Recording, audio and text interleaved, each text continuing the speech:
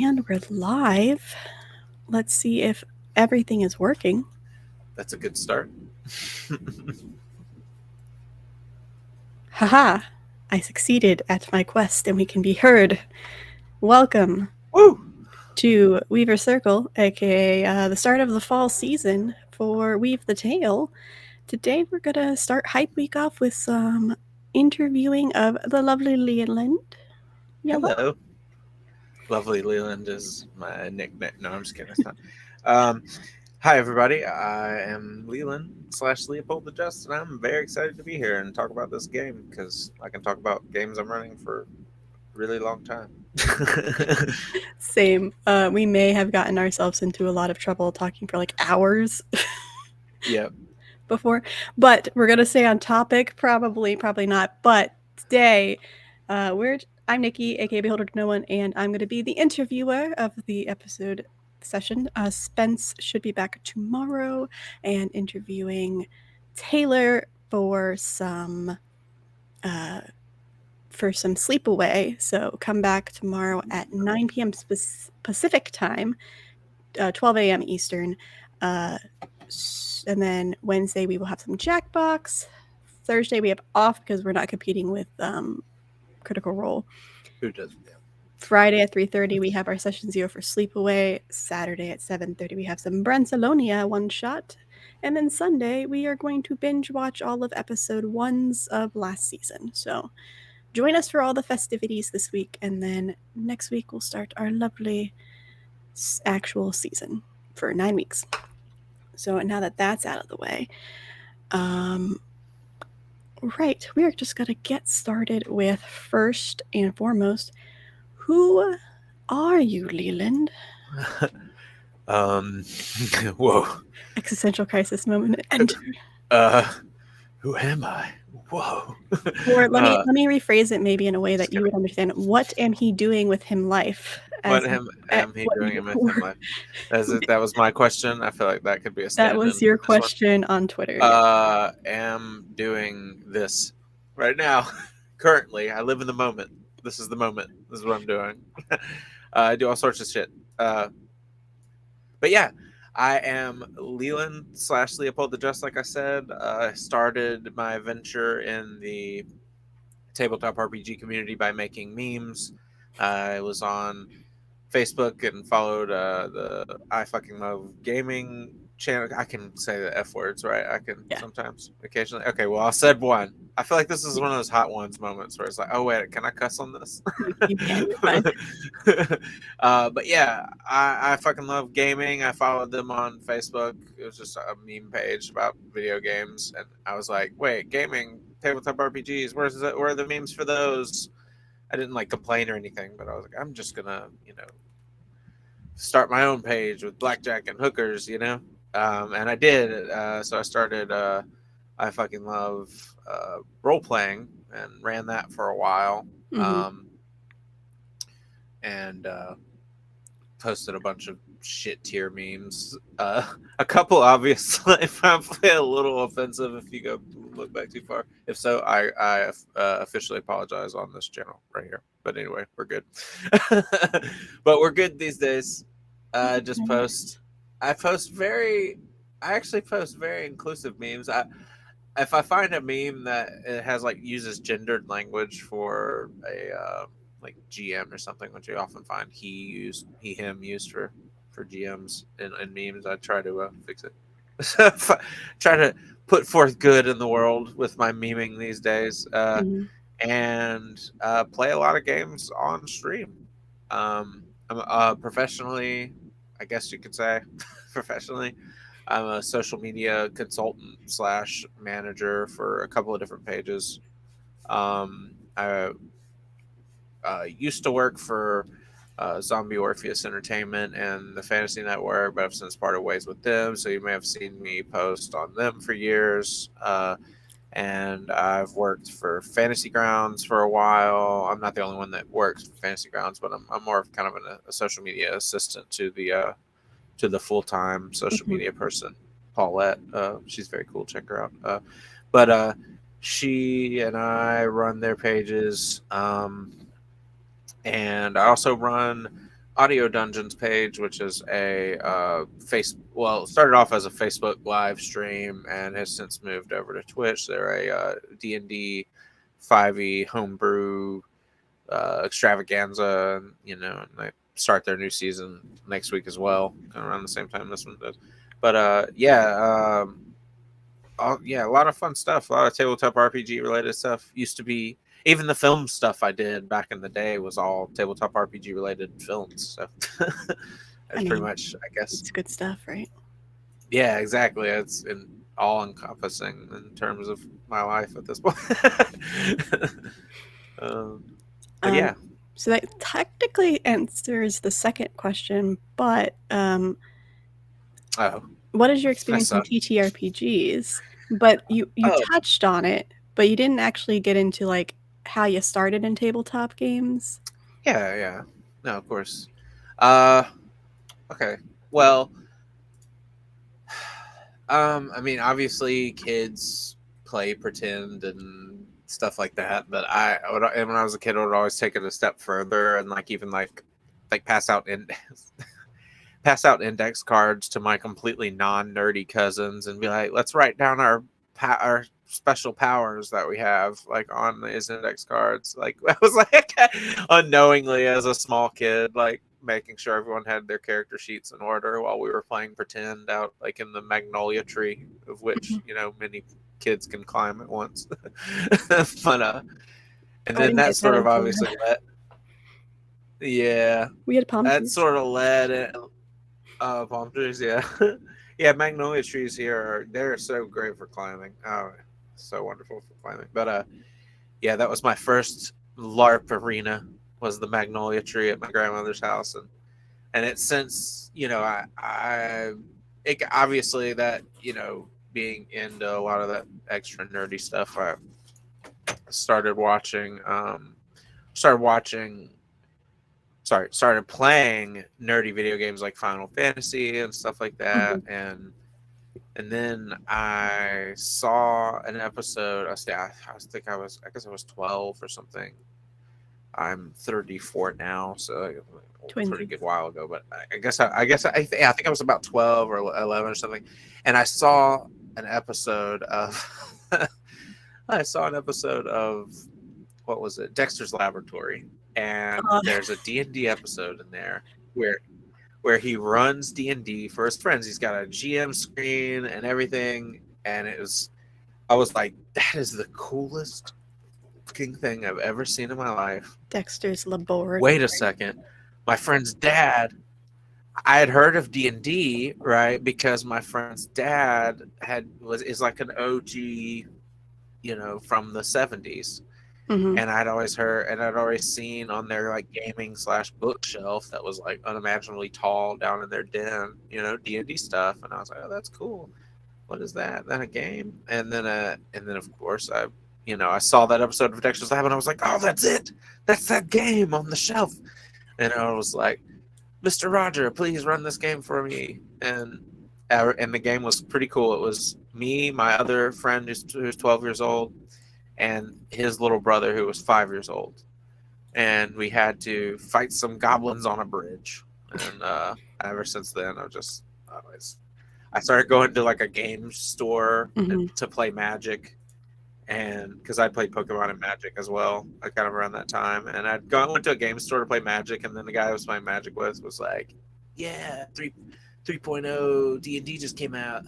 I got the books," and I'm like, "Oh, cool, man." I don't know why we're South Park characters, but Why not? but yeah, no, it was pretty much, yeah. That's all she wrote. That's all she wrote. And I've played tons of other stuff ever since then. And, I'm very lucky, I will say, that right around that time, the guy I'd played D&D with very quickly was like, "You want to check out Vampire the Masquerade? You want to check Mhm. out All Flesh Must Be Eaten?" I'm And it was at a game store that it stocked other stuff. I'm kind of concerned that it was very quickly if it was Go at ahead. 12 when you started playing and you were like, let's play Vampire the Masquerade at 12. Uh, I'm a little, oh, you should be concerned. And the zombie one wasn't any better. I did mhm. both. Yeah, probably around 13 or 14. I was playing Vampire the I'm playing Masquerade at a Vampire game now store. and I'm just like, I'm not adult enough for this sometimes. I know. I blame my dad for like taking me to the video rental place and like getting horror movies for me with him when I was like 5, though. So it's his fault. It's Old his fault. Welsh Witch says, "Tell her about the VTM message boards." LOL. Oh, I did actually Yep. before we started. That's We so were talking funny. about that actually right before this. Yeah, that I'm in a play by post Discord server for Vampire the Masquerade, so we started talking about that right before. yeah, that's my partner, by the way, actually. But yeah, that's awesome. Hey, what's up? Anyway, thanks for coming. Thanks for coming. So, next question. What do you like about this particular game? So you are running Urban Somehow Shadows. Human. Yes? Yeah, I'm running the game Urban Shadows, and Urban the Shadows. show's going to be called Somehow Human. Gotcha. So, Urban Shadows. So tell us, what do you like about the game? Well, let's see. Probably about 6 years ago, I played with a group. This is before I started streaming, and I never heard of Powered by the Apocalypse or whatever. But we played Uncharted Worlds, and that was when I was first introduced to collaborative world building. And ever since then, I've been absolutely addicted. I mean, I for years was the number one world builder, and but would always let players have input, and then just to discover that wait, there's a structured way to give players input from the very beginning. It's just anyway, it blew my mind. And another thing, back to me being way too young to play Vampire the Masquerade. Around that same time, I discovered, that was when, like, oh, werewolves out, mummies out. Um, it was like Mummy, the Resurrection. It was like Demon, the Fall. Yeah, a lot of stuff I probably shouldn't have played at like 13, 14 either. But um, just, it was all of those books. Like, what's the ghost one? I can't remember. Wraith, Mm-hmm. and I want to then play that one. Changeling and all that stuff. All that stuff, Mage, all that stuff was coming out. And it was so hard to like learn it all, but I wanted to. Like, I wanted to learn it all because I Mm-hmm. wanted to run a game where everybody could just pick which one they wanted to be, and then like I could come up with a reason why they would work together. I know some people don't dig that or think that's even really feasible with the way the lore goes, but lore be damned, I think that's very fun. And so when I found out about Urban Shadows, my friend Patrick, shout out to Patrick, Attack Trick on Twitter. Anyway, he ran Urban Shadows for us, and I immediately fell in love with it because it's Mm-hmm. like it's collaborative world building and storytelling baked in. It's powered by the apocalypse, which I'd gotten more experience since then. Sorry, I have my dogs over here. If I look over here, I'm like concerned. It's my dogs making noise. But So, anyway, no, dog. so yeah, shut up, dogs. Anyway, I'm just kidding. You're cute. So, but yeah, we basically um are able to create a world that we can just play in together. We create the Mm-hmm. sandbox that we mess around in, and just from the get-go. And it's basically like that feeling I wanted to capture with the World of Darkness stuff, Mm-hmm. of running all of the books, but without having to learn that many Right. different games. Yeah. You just learn one game, and people can be a ghost, or they can be a, you know, whatever. They can be a werewolf, vampire, imp, tainted, all that cool stuff, wizard, and you don't have to, you know, memorize a lot of stuff. Plus, it's very, I don't know, something special about the Power by the Apocalypse collaborative stuff in the beginning, Yeah. with answering questions that create relationships and stuff, which is very I good love design, I think. I love Monster of the Week, which is the one I've played the most from Mm-hmm. Power by the Apocalypse, which I think is a common theme for most people. But I really enjoy the concept of being able to immediately have an in with another character when Mm-hmm. you start your games. And I've actually started doing that in my own personal games with any game. So it's like, we're having relationships. Let's go. How do you know each other? Because it just adds to the story of why you're together instead of just forcing yourselves to make that connection in the game. 100%.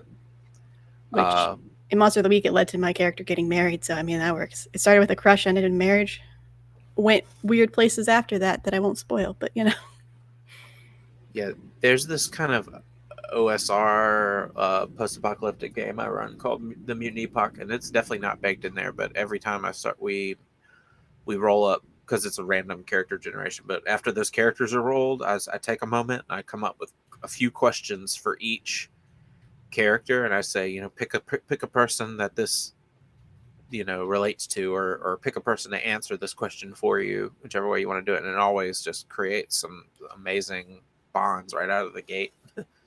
Immediate investment into the story, so, like before the story even starts. I don't know. yeah, it's very nice when you have that connection. It's like, okay, this is my sibling. This is the person that I've had a rivalry with for like the last 10 years, and it's just like a playful, Oh yeah, joking rivalry love it. type of vibe. It's like, Hmm. do we actually have crushes on each other? Who knows? We don't. Exactly. We'll find And out later I, in the season. that reminds me of another reason why I like Urban Shadows is because of the intimacy moves. It's any form of intimacy, be it physical, emotional, spiritual, whatever. It's just what if the players think that they just had an intimate moment with another player character, between two player characters, then they there's mechanical things that happen. It's Hmm. it's incredible, and it inspires such cool role play just from that, because even the players that like the that like the crunchy stuff are like, oh wait, I can get something from this, and it makes them want to role play more. I can do the crunchy bits and also the Yeah, RP bits at very the fun. same time. So I what? know. Yeah, it's pretty cool. So what is your setting for Somehow Human? Okay, that's a great question, and I have a very lengthy answer for it, possibly. um, okay, so it's it's a town, it's a city called Linwood Cove, a coastal city. Um, I would say it's um, very heavily based on New Orleans. Um, Hmm. there's a lot of magical, like there's a lot of strange, like magical and spiritual stuff that goes on there. It's your typical um intersection of ley lines type, the veil between reality and the Fey realm is weakest, blah blah blah, that type of thing. Hmm. It's out that old cliche, but that's really super fun. Um, I would say the city is a little bit like Sunnydale of Buffy, when how you have um, all of this kind of crazy stuff that happens, but not a lot of knowledge of it going on outside of Sunnydale, except unless it's stuff over wherever the show Angel happens at. But yeah, so it's kind of one of those interesting, like, oh, why is that? Is there some sort of magical interference? Obviously, it's interesting. Um, and just like any Urban Shadows game, uh, the city's not necessarily evenly, but divided up by the four circles. You have your different. Each playbook is within a circle, so you have night, which is kind of like the wolf and the vamp and the specter, and then you have power, which is like the sworn and the wizard and stuff like that. It's like it's interesting because there's a lot of political turmoil and and all sorts of interesting RP opportunities, um, and disagreements that happen between the different groups and stuff. So that's always kind of an interesting um, thing about an Urban Shadows game, is Hmm. just kind of almost like territory being divided up. If you've ever played like a Grand Theft Auto game, it's kind of like all of the different, well, specifically Grand Theft Auto. I'm kind of rambling, but kind of going off a tangent. But like Grand Theft Auto San Andreas, This is all the different Mhm. territories and stuff, and it's kind of like that, like the map's divided up just like that. Um, but yeah, it's very fun for people that like to explore places because especially for these new players that are coming in, because this is not really the second season, but it's kind of like what you were telling me when that y'all did with Shadowrun, how it was like Mhm. each season they named a different thing. I think I might end up doing that. Um, just because the seasons aren't necessarily interconnected enough, I don't think. Um, because we had earlier this year on a much smaller channel, we had but still an awesome one nonetheless. My friend Anthony hosted us, and we had about the same number of episodes that we're going to end up having this go around as well. Mhm. And we have two players left over from that wanted to play this season also, and we've got three new players on top of it. So the cool thing is back to collaborative world building.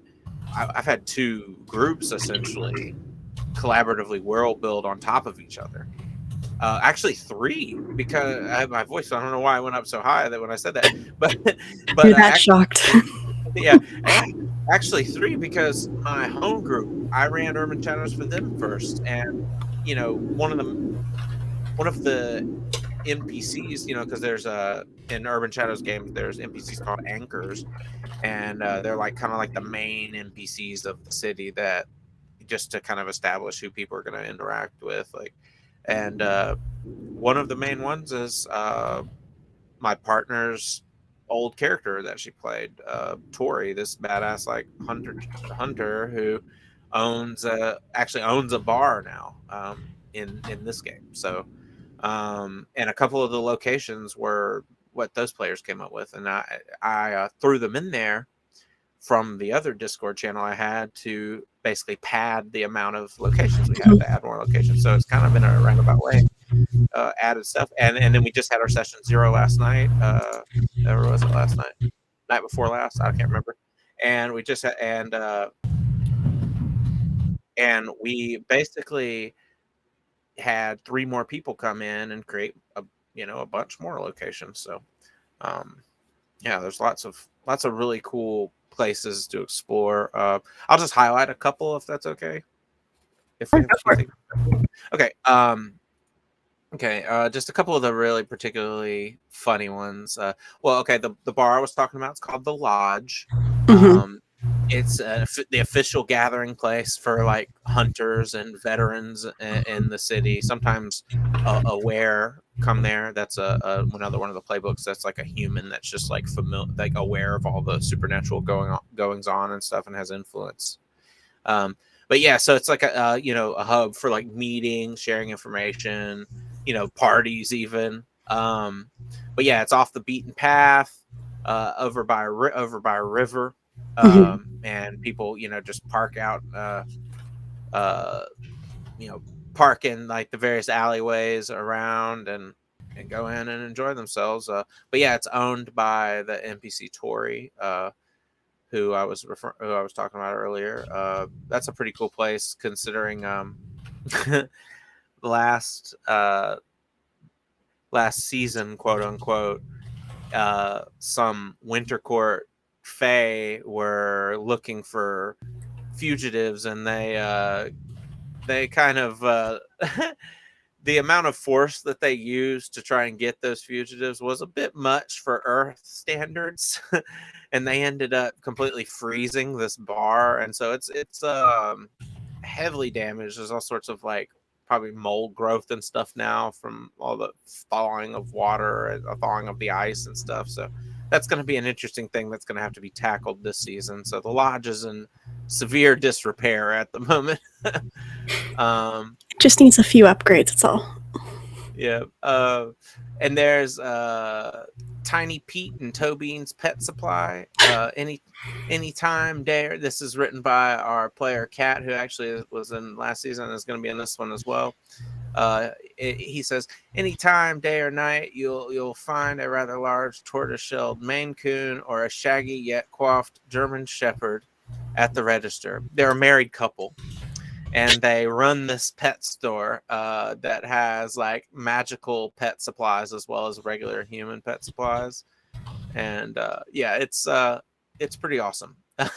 And I get to role play a dog and cat, so that's always fun for me. Um, so we gotta love that place. And you know, there's like uh, one of our imp ran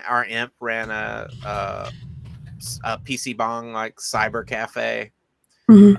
type setup. That was pretty cool. Yeah, there's a bar called the Opal, or no, there's a what's the bar called? Let me see. The Leaning Flask Pub. It's this rundown 24-hour pub that actually is cursed, and all this like weird crap and like kind of unfortunate stuff happens to like the patrons while they're there drinking. But yeah, just stuff like that. Yeah, and I don't really want to spoil too much of what the new players came up with in our most recent session zero. I'd like to introduce those into the like while we're actually playing. But Yeah, that's fair. uh, yeah, but yeah, so it's pretty cool. It's definitely got that cool like um the party never ends like New Orleans vibe, Hmm. combined with secret alleyways that where magical happenings. You might duck off into an unsuspecting alleyway and pop off into like a vibrant like magical street corner that's selling all sorts of you know spiritual and magical wares. But yeah, it's pretty interesting setting, I would say. Hopefully people find it interesting. Sounds really interesting, and honestly, that just some of the characters you've already mentioned sound hilarious and like Yep. it'd be a good time for all. Yep. Um, so now we're gonna get to some Twitter questions. We did ask the one that you posted already, so we'll skip that one. But uh, Blair asks, I have to ask because of the show name, does your inspiration for this game have anything to do with the UK or US versions of the show being human? Also, is there any kind of monsters, creatures you are most excited to see or bring into the game? Okay. The first question. I don't know. Okay, so the way we named the show was the people who participated last season. It was like a multi kind of week. It took maybe a month and a half to get everything set up. But Hmm. during that process, we did a what are some name suggestions thing, and I took my favorite ones from everyone's suggestions and made like a little poll. And sorry, sorry, I had to burp.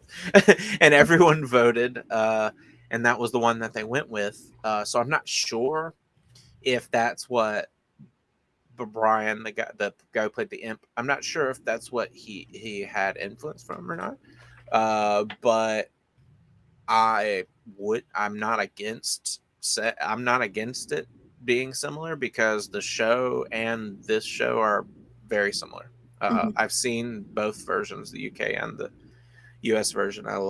Really like both of them, and it's definitely one of the I reference I reference the media I watch when I run things, and that along with what I've seen of Supernatural, all the Buffy I've watched all over the years, all of that's going to be kind of coming together in my brain when I'm when I'm coming up with stuff. And I will say, like I said in a tweet response to that, I will say the pace of that show being kind of like what's life like for these three people, with Hmm. some kind of plots kind of floating around in the background. That's going to be very similar to the pace of this show.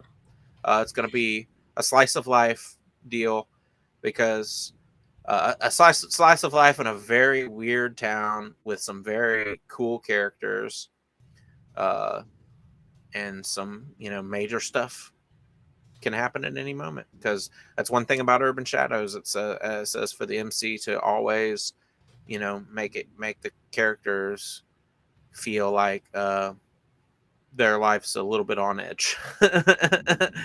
It's just meant to be intense sometimes. So I'm definitely gonna oh, and the next one, I'll go ahead and just answer the next question. Hmm. As far as the creatures go, okay, well, the end of last season, a couple of bikers like rolled up on the wizard's sanctum, Mm-hmm. which is called the Forgotten Hall or something, or another, maybe not really, the Forgotten Room. It's the wizard's sanctum. It's a very tall, like historic building. Um, and they came up and were like, "Hey, this is your official eviction notice." They were obviously a lot more gruff sounding than that. They're bikers. Um, this is your official eviction notice. Your bikers aren't like, oh, Um, hey, what's up? We're just gonna evict you yeah, now. exactly. Yeah, hey, can you get out of here? Anyway, but turns out they're werewolves. And this house happens to be on a particular intersection of ley lines that they want to do lunar rituals on top of. And they want to take this place and make this their new HQ because they're moving into town and there's nothing nobody can do about it. Um, well, the player characters being not necessarily the ones to be pushed around were like piss off, and these two bikers turned into big old scary werewolves, and then Glyza's character Darla turned into a big old scary demon that was even bigger and beat the hell out of him. And the wizard shot him with a fireball or something. I don't know. I can't quite remember. It was gnarly. It was very quick. It was and one of the werewolves was like, "Oh, that's one of the biggest werewolves you've ever seen," and it was just like, "Get out of here!" There's some heavy hitters in the group back from last season, and I just imagine like Glazit going like, "That's cute." Demon. exactly. Because Darla is an awesome character that I'm so glad is back from. Because there's some unfinished business with some unfinished romantic business with Darla. uh, Darla's got a toxic relationship to foster with her demon patron. As you do. um, and of course Glyza is my friend and I want them to get what they want, and that's gonna be one of the side plots this season. It's gonna um It's like, but yeah. I need answers, damn it. Yeah, so yeah, it's a short answer: werewolf biker gang moving into town trying to start shit. That's gonna be cool. And my basically my new son that I would like to adopt a little critter. I will actually pull up my tweets right now, and or pull up my Twitter DMs right now, and I will read the description that Andy sent to me. Andy is one of our players this season. He is playing the veteran. Mm-hmm. And at the start of this character creation process, Andy did not know that he was going to have a little eldritch creature as his friend. Mm-hmm. Well, it happens that one of the debt questions is someone is keeping a secret for. I cannot remember whose character it is. It was either Elise's character or Glyza's character, either the wizard or the tainted. Someone is keeping a secret for one of them, and Andy was like, "I'll do it." And the secret happens to be that there was this creature, eldritch creature, that needed taking care of, and being the park ranger type veteran that Andy's character is, he is taking care of it as in feeding it Vienna sausages and dog food and letting it stay in the swamp behind his house because That's he lives in a swampy nature preserve and takes care of it. So he sent me this description. He started as a moving ball of greenish red vines, only about the size of a softball. Turns out he loved the Vienna sausage bits, even breaking into the cupboards once or twice. He outgrew the 10 and 20-gallon tanks and eventually was moved into his own lagoon, now the size of a medium dog with very puppy-like tendencies. Gilly, by the way, Gilbert, Gilly for short. Gilly's plant-like vines have been joined with several other more scaled tendrils he uses to grab and move. Gaps in the vines emerge when he wants, revealing two large yellow amphibian-like eyes and recently a wide frog-like mouth with small serrated teeth inside the massive vines. When on land, he leaves trails of slime that quickly sprout strange fey flowers and plants as the smell of fresh rain and mud follows wherever he goes. I love And the that. and the beauty of Gilly is that I know this is my son, and this is me and Andy are the fathers, but and I'm gonna get some art made for him. It's gonna be amazing. But and the beauty of it is there was no real origin story as to like where this damn thing came from, and then we ended up tying in Janie's Faye character as in accidentally letting it onto Earth. So now like three characters are tied in together kind of around this thing. So I'm very excited for Gilbert. Oh wait, no, Gilbert's what I call him when he's acting bad. I'm very excited for Gilly.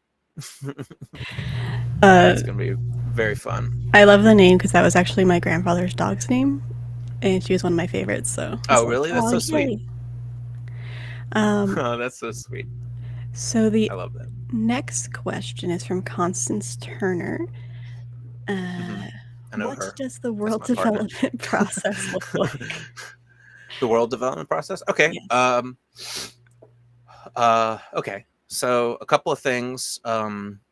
This is one thing I love that my friend Patrick introduced to me was rumors, and I think they were a thing in the first edition of Urban Shadows, but I don't think they're there anymore in second edition. But I love them, so I kept those. That is where players can come up with rumors, and uh, they essentially plant the seed, and then I, as the MC, take over from there Mm-hmm. and decide whether the rumor's true, what to make of the rumor. It's essentially like almost like having the players or giving having. And some might view it as making the players come up with quests for you, but others might view it as giving the players the opportunity to help build towards the story, which is actually what it I like the is. second one because I also use rumors in most of my games, and I'm like, you Yeah, don't know which of these are true, but yeah. what have you heard about your world? Exactly. They're very cool. And so 1 to 2, I usually tell people 1 to 2 rumors. And then there's also the fact that everyone comes up with one location, or no, sorry, 2 locations, one personal location and one like social location. So one let's for a good example, I'll use one from last season again, just because I don't want to reveal. I want to kind of keep some stuff secret. Okay, so we'll use the ones that Glyza came up with, since they are playing this season as well. All right, so they came up with Linwood Cove Playground, right? A playground, right? Part of the park, this is what Glyza said. Part of the park within the city that has really gorgeous facilities for children, yet the children don't really come. Sometimes new parents with their kids would come, but something about the place makes them uncomfortable and they leave. A popular meeting place for many non-humans and those related to them. So that actually happened to be where the first, last season started. Um, it was at this place, and then turns out, it's heavily interconnected with the Fey realm, and lots of weird stuff happens there. There's lots of weird energy that seeps through from the Fey realm, and that's why like humans don't really like hang out with it. And it's a perfectly nice park. It's like obviously like governmentally mandated to stay maintained and beautiful and stuff, but just no one's comes there. But yeah, it looks very nice. It's got lots of nice facilities and stuff. It looks almost like a water park in a lot of ways, but it's just a government facility. And then the other one, so that was I assume the personal one. And then the public one was a theater that Glyza came up with called Old Town Theater, a place that plays old movies. It should have been closed down because not many people go to watch movies there, but it's still open somehow. It's probably being used as a front for illegal activities like money laundering or something. So that's almost like a rumor, as well Mm-hmm. as as a location entry in our Discord. But yeah, so that's like a really nice like old theater and stuff. So yeah, people were able to come up with stuff. And then depending on how many players you have, sometimes the GM might need to add additional locations just to fill in the map. And then there you go. Uh, every Urban Shadows game has a hub though. Mm-hmm. So like your Urban Shadows game might be the hub you use might be a university setting. Mm-hmm. Um, I used like downtown, like city, like Bayou City type setting is what I used essentially. Um, and the first Urban Shadows game I ever played in with my friend Patrick, it was like a beachside city, like Florida Keys type vibe. Um, but yeah, so you sort of start off by picking what kind of setting you want to do, and then go from Mm-hmm. there with the locations and the rumors and stuff. But yeah, I think that answers that question pretty extensively. I think it does. I think it kind of answers the second question too, but does the input from the other players affect how does the input from the players affect how you set up the game? Is there anything additionally other than the rumors or Okay. Yeah. Well, a couple of things I added to our Discord server that we use for it. There's like a news report section that the players are allowed to fill in. We had one of our players last season, Anthony. He played a wizard named Alan Lore, who had his own like almost like pirate radio station like newspaper that he wrote.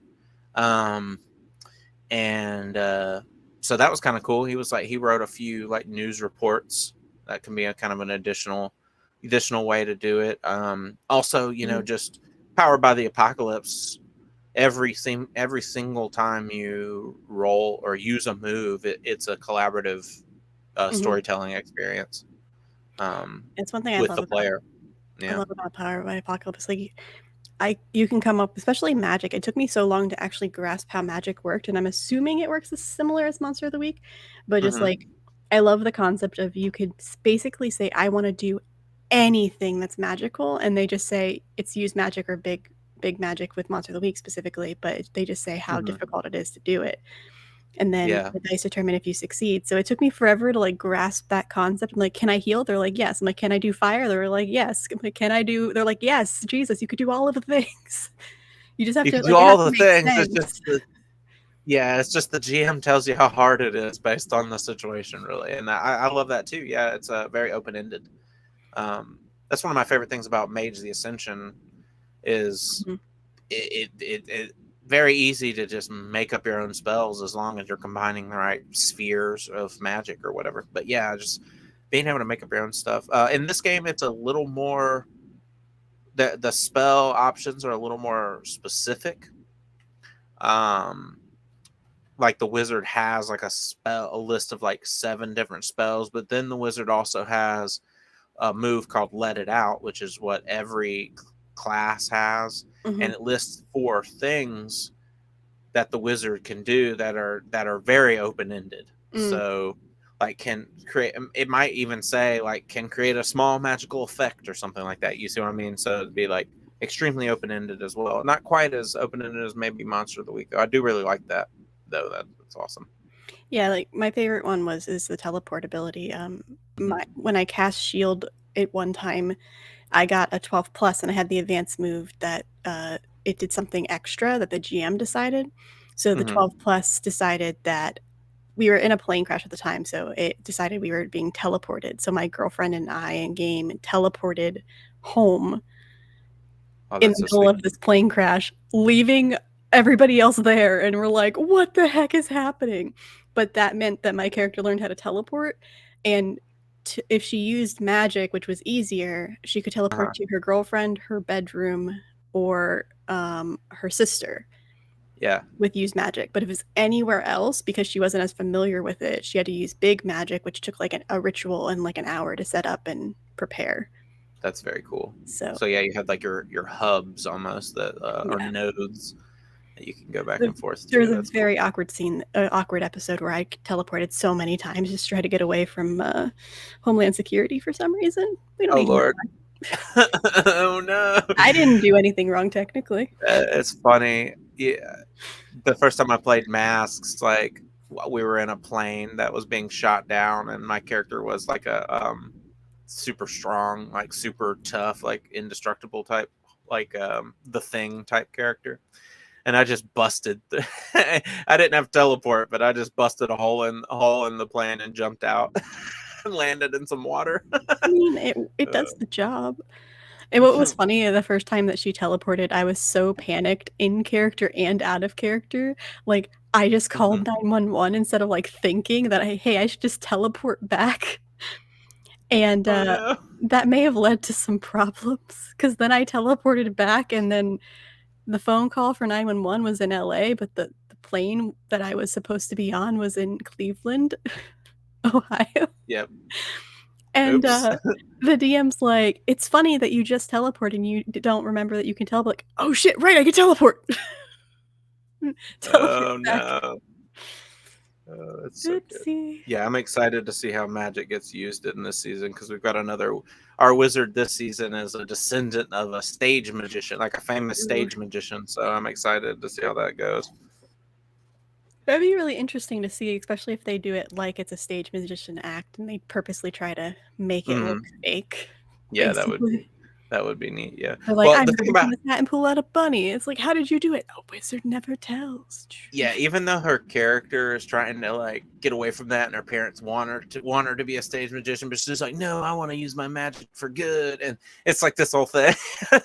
Like, I bet there'll still be some of that influence where she learned magic from her parents. But yeah, she's had a cool, like, I don't know if anyone's ever seen The Magicians, but there's going to be like some heavy The Magicians influence in this season too because of the magical university that Elise added to the game as her like public location. But yeah, so that's gonna be really cool. Anyway, I spoiled that one. That's fine. You didn't spoil enough, it's fine. There's still plenty of secrets, I'm sure, to be had, and there's gonna be more Yep. that come up. Mm-hmm. Um, well, that's all the questions we have. So is there anything else you wanted to say, about the show or about the season or, uh, about whatever?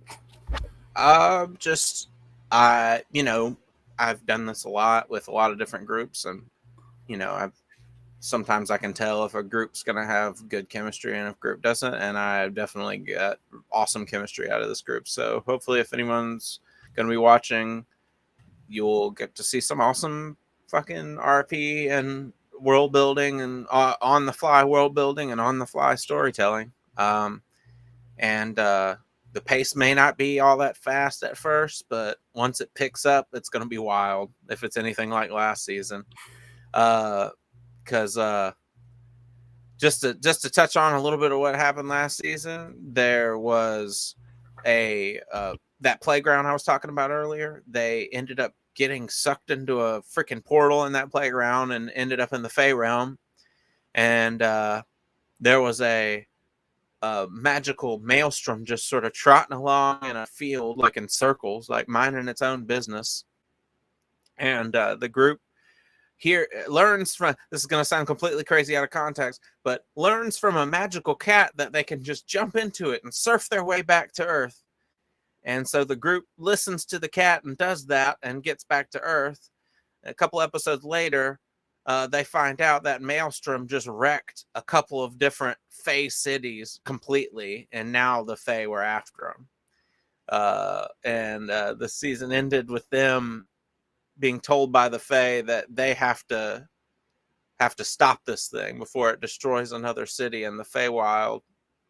And the wizard started rummaging around all of his magical artifacts in his sanctum and found a jar and created a magical jar. And they went and did a pretty complex ritual and captured this thing in a jar. So now that wizard's got a big magical tornado in a jar just sitting on his shelf next to some old dusty books. And then here we are a month later, starting this season. So cool. With the different, 2 of the same cast members from before, 3 new ones. And that's about it. I'm excited. Oh, you're muted. We're all excited. I'm excited to hear how the story goes and the differences from last season and this season. So it's gonna be a blast, and I think the cast is wonderful from what I've seen. So everybody should definitely come check it out on Saturdays at Probably 8:30 p.m. Central. 8:30 p.m. Central, 9:30 Eastern. So definitely come and check that out starting next week on Saturday. And not next week, 2 weeks from it has to be 2 weeks because I'm going to be no, I'm going to be out of town this weekend. Holy crap, my vacation snuck up on me. It's oh Lord, Monday, y'all! so. I've got to go to New Jersey this weekend. I just remembered. Yes, don't listen to me. Goodbye. Next week. And yeah, definitely come back tomorrow to listen to Taylor talk about Sleepaway with Spence, and the rest of the week come back and enjoy all the festivities. And then next Friday will be next Wednesday will be our first official game. We're doing One Shot Wednesdays again this season, so definitely excited. We have Omega Mass Effect One Shot playing on the 21st at 8 p.m. So come check that out next week. And thank you, Leland, for joining. This was awesome. This was a wonderful chat. Go check out Leland at Leopold the Just and check out me at Beholder to No One. And keep being awesome. Enjoy the rest of your week, guys. Bye. Bye.